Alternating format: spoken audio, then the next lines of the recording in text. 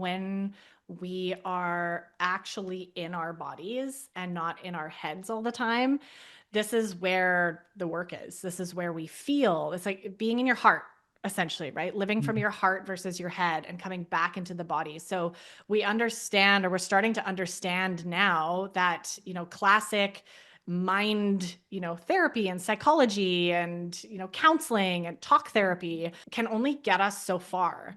And really the healing is actually in our body, and more specifically in our nervous system. So Mm-hmm. through embodiment, we actually step back into, as I just mentioned, feeling our bodies, being in our bodies again, noticing throughout the day how we're feeling. I see this almost every time that I do a somatic journey with my clients.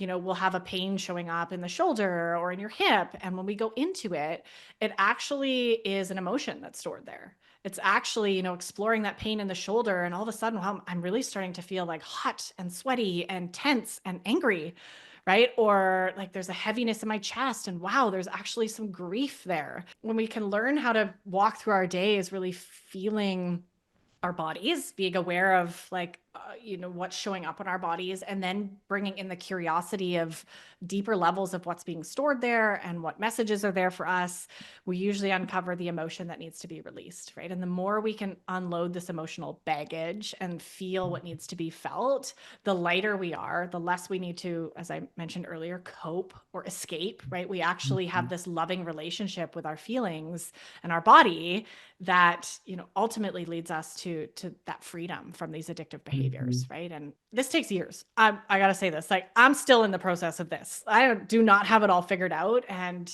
recently stepping into motherhood myself, there's a whole new chapter of shit showing up for me.